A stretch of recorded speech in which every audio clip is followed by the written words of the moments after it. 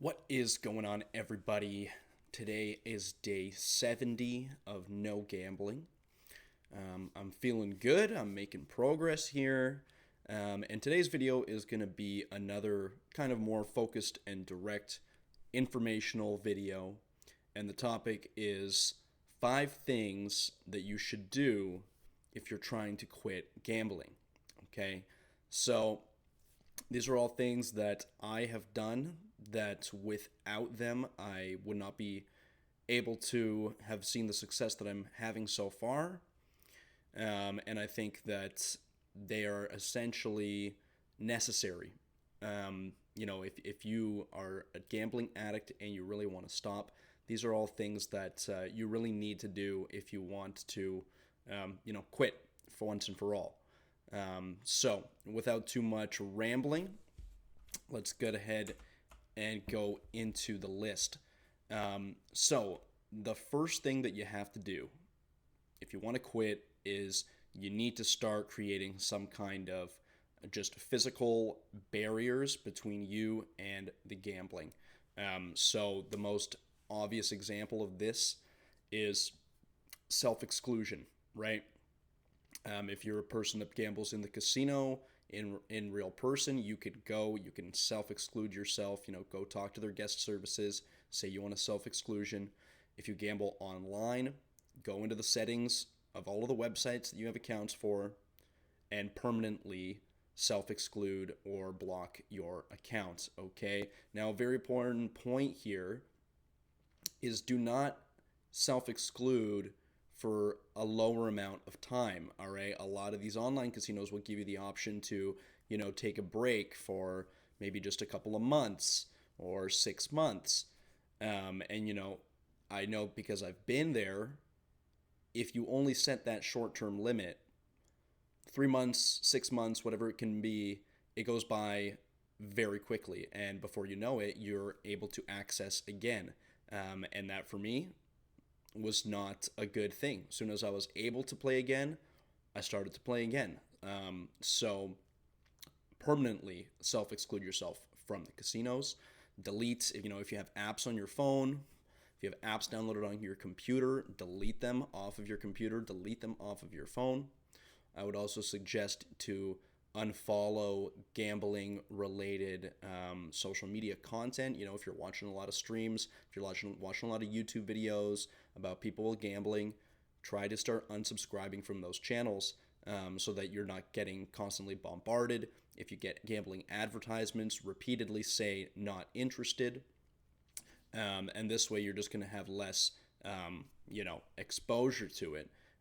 But the number one most important thing is to self exclude, because the beginning phase of quitting is where the cravings will be the worst.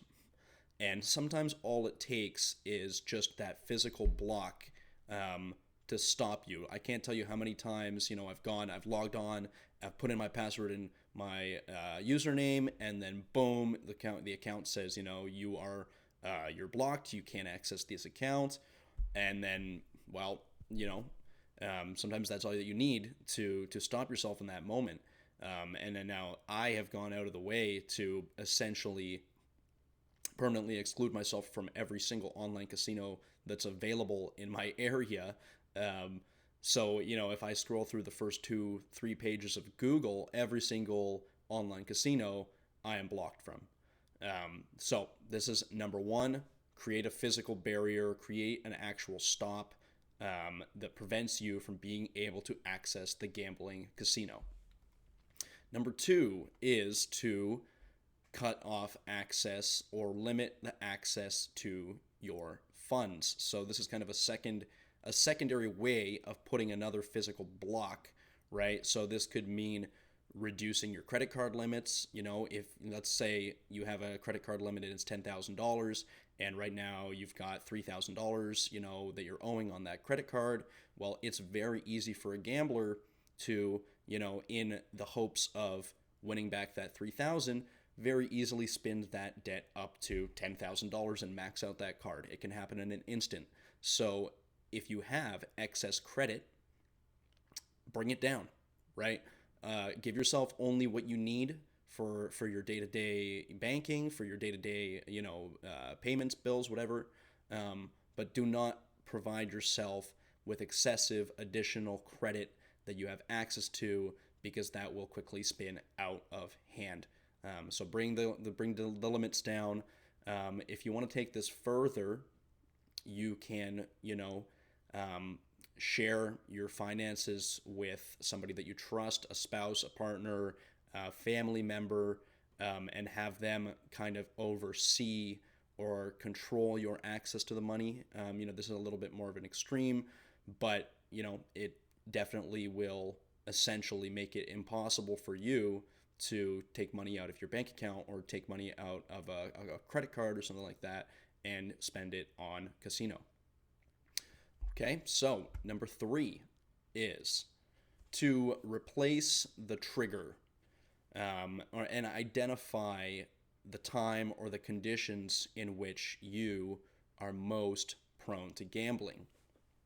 So if you think about it, think about when you gamble and see if you can recognize a pattern. When is the most common for me to either, get the gambling urge, or, when and where do I actually do the gambling? What's my routine, right? For me, the biggest thing is being alone, sitting at the computer, oftentimes late at night when nobody's around and I'm bored. Maybe I don't have any clients, that day, or I'm just, in the evening when I'm done work. And that's when, I find it very easy to just wind up on an online casino, because there's nobody around for you to kind of be accountable for. You're bored, maybe you're feeling anxious, maybe you're procrastinating, you want to put something off, maybe you're stressed about finances, so you're thinking maybe I can win a little bit of money, and then boom, all of a sudden you're gambling and you're probably losing some more money. So identify what that time, place, pattern is that you fall into when you gamble, and try to either replace it or fill it with something else. So if you can keep yourself busy on some different tasks so that you don't end up in a situation where you're just sitting by yourself bored at the computer all day, or maybe you can pick up a different hobby, a different job.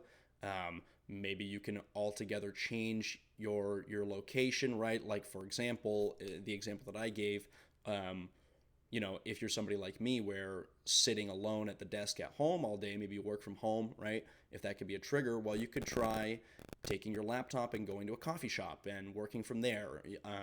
Just remove yourself or try to change the environment that usually leads most commonly to you gambling. And also to have some kind of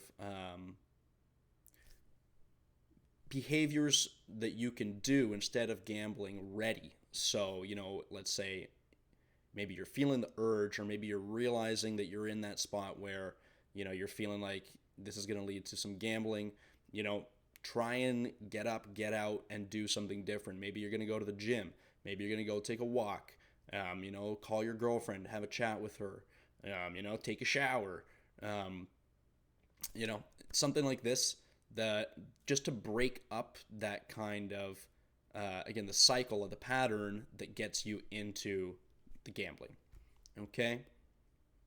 Number 4, and this is a tough one because it really sucks, but you have to accept the losses that you have accrued from gambling in order to stop chasing the money, right? So in my experience, and what is typical of gamblers is, maybe initially the gambling is just for fun. Maybe initially you're even winning money. A lot of gamblers get hooked when they win, or they get a lucky streak, or they get a big win, at the beginning of their kind of gambling career. But as we all know, the odds are always rigged, and if you continue to play long term, eventually you will lose that money back. And once the gambler starts to lose that money, then it enters into the headspace of trying to recoup the money that has been lost. However, if you're here, you probably know that if you do this, you just end up losing more money. It's a fact. If you continue to go, you continue to chase losses, you will only dig yourself a deeper hole. And so, in order to stop this, you have to accept the amount that you have lost. And you have to understand that gambling is not going to be the solution to get you out of that. And when you can wrap your head around that, then you can start to make a plan and take clear steps to undo the harm that you've done and eventually get yourself out of whatever hole you might be in.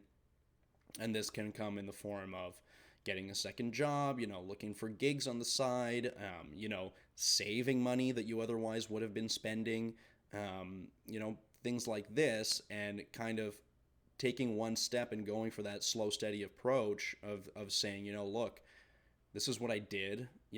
I messed up. This is the reality of it. I know that if I keep gambling, this will only get worse. It will not get better. So what are the things that I need to do in order to slowly but surely undo the harm that I've done, right? And number 5 is to add accountability, okay? So gambling is one of the most loneliest and isolating addictions that exist.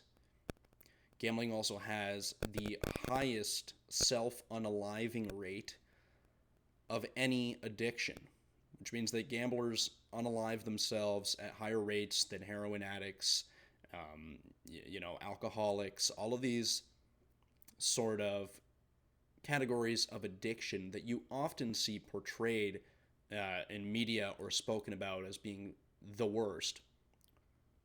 But somehow the gambling addiction just kind of slides under the radar as something that's, not as serious, let's say, when in reality, I would say it's just as bad, if not worse, considering that it's got the highest rates of unaliving of anything. And that is because of the nature of isolation, loneliness, and guilt, and the self-destruction that happens with gambling addiction, right? Now, I'm not in any way trying to downplay any other forms of substance addiction or whatever addiction that might be. But let's just take an alcoholic, for example. An alcoholic, obviously, when they drink alcohol, they're harming their bodies physically. And they can also impact relationships. Maybe it can impact your job. Maybe it impacts, your marriage or, your relationship with your kids. If you're drunk all the time, this kind of thing.